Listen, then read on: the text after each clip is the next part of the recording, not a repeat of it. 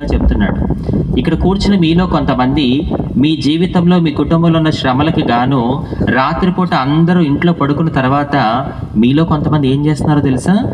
ఆ శ్రమల్ని జ్ఞాపకం చేసుకొని ఏడుస్తూ ఏడుస్తూ నిద్రలేని రాత్రులు గడుపుతున్న వారు కొంతమంది ఇక్కడ ఉన్నారని పరిశుద్ధాత్ముడు చాలా స్పష్టంగా చెప్తున్నాడు. శ్రమ కలుగుట నాకు మేలాయను అని చెప్పి నువ్వే చదివావు, నువ్వే చెప్తున్నావు, అయినా నీకు ఏడుపు వస్తుంది అంటే దాని అర్థం ఏంటో తెలుసా? దేవుని వాక్యం పట్ల నీకు విశ్వాసం లేదు. వాక్యం చెప్తుంది, విశ్వాసం లేకుండా దేవుడికి ఇష్టడైనట అసాధ్యం. నా ప్రియ సహోదరి సహోదరుడా, శ్రమ కలుగుట నాకు మేలాయను. ఇలాంటి అద్భుతమైన మాటలు మనకి ఏ గ్రంథాలను కూడా దొరకవండి.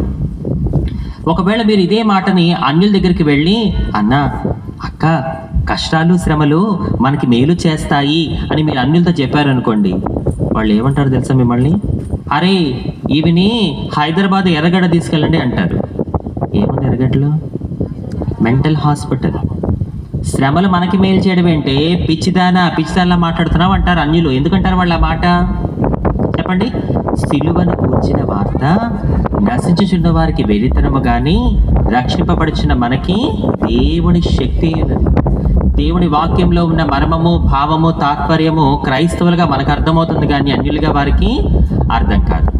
దేవుడి కృప పొందిన ఒక సేవకురాలుగా చెప్తున్నాను, యేసు నామములో మన దుర్గి ప్రాంతంలో ఉన్న అన్యులందరూ త్వరలోనే ధన్యులుగా మారుదురు గాక. మన దుర్గి ప్రాంతము నుండి ఒక్క ఆత్మ కూడా నరకానికి వెళ్లకుండా ఉండును గాక. రెండు చేతులు ఆకాశం వైపు చూపించి బిగ్గరగా చప్పట్లు కొడుతూ ఆకాశం అందు నాశనాన్ని కనపరచండి. విశ్వాసంతో చెప్పండి, యేసయ్యా మా ప్రాంతంలో ఉన్న అన్యులందరూ ధన్యులవ్వాలి నాయన. మా ప్రాంతంలో ఒక్క ఆత్మ కూడా నరకానికి వెళ్ళకూడదు యేసయ్యా అని చెప్పి విశ్వాసంతో చప్పట్లు కొట్టండి అందరూ కూడా. అందుకే శ్రమల గురించి ఒక గొప్ప దైవజనుడు ఇలా అన్నాడు. ఏమన్నాడు తెలుసా? శ్రమలని కోరుకోవాలి, శ్రమలతోనే ఆడుకోవాలి అన్నారు ఆయన. మన ఇంట్లో శ్రమలు లేకపోతేనంట సంతలోకి వెళ్ళి శ్రమలు కొని తెచ్చుకోవాలంట. అంటే దాని అర్థం ఏంటి? శ్రమలు ఉంటేనే మనకి దేవుడి విలువ, జీవిత విలువ తెలుగుగా చెప్తున్నాడు.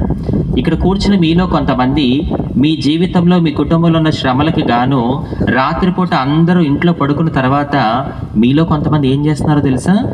ఆ శ్రమల్ని జ్ఞాపకం చేసుకొని ఏడుస్తూ ఏడుస్తూ నిద్రలేని రాత్రులు గడుపుతున్న వారు కొంతమంది ఇక్కడ ఉన్నారని పరిశుద్ధాత్ముడు చాలా స్పష్టంగా చెప్తున్నాడు. శ్రమ కలుగుట నాకు మేలాయను అని చెప్పి నువ్వే చదివావు, నువ్వే చెప్తున్నావు, అయినా నీకు ఏడుపు వస్తుంది అంటే దాని అర్థం ఏంటో తెలుసా? దేవుని వాక్యం పట్ల నీకు విశ్వాసం లేదు.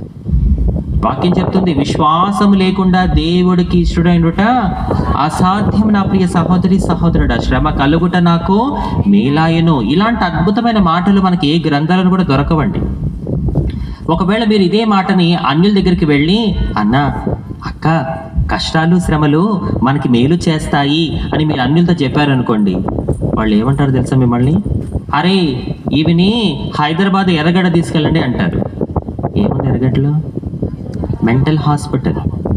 శ్రమలు మనకి మేలు చేయడం ఏంటే, పిచ్చిదానా మాట్లాడుతున్నావు అంటారు అన్యులు. ఎందుకంటారు వాళ్ళ మాట చెప్పండి? సిలువను కూర్చిన వార్త నశించుచున్న వారికి వెరితనము కానీ రక్షింపబడుచున్న మనకి దేవుని శక్తి ఉన్నది. దేవుని వాక్యంలో ఉన్న మర్మము, భావము, తాత్పర్యము క్రైస్తవులుగా మనకు అర్థమవుతుంది కానీ అన్యులుగా వారికి అర్థం కాదు. దేవుడి కృప పొందిన ఒక సేవకురాలుగా చెప్తున్నాను, యేసు నామములో మన దుర్గి ప్రాంతంలో ఉన్న అన్యులందరూ త్వరలోనే ధన్యులుగా మారుదురు గాక. మన దుర్గి ప్రాంతము నుండి ఒక్క ఆత్మ కూడా నరకానికి వెళ్లకుండా ఉండును గాక. రెండు చేతులు ఆకాశం వైపు చూపించి బిగ్గరగా చప్పట్లు కొడుతూ ఆకాశం అందు నాశనాన్ని కనపరచండి. విశ్వాసంతో చెప్పండి, యేసయ్యా మా ప్రాంతంలో ఉన్న అన్యులందరూ ధన్యులవ్వాలి నాయన.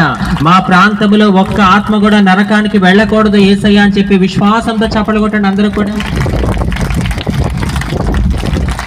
అందుకే శ్రమల గురించి ఒక గొప్ప దైవజనుడు ఇలా అన్నాడు. ఏమన్నాడు తెలుసా? శ్రమలని కోరుకోవాలి, శ్రమలతోనే ఆడుకోవాలి అన్నారు ఆయన.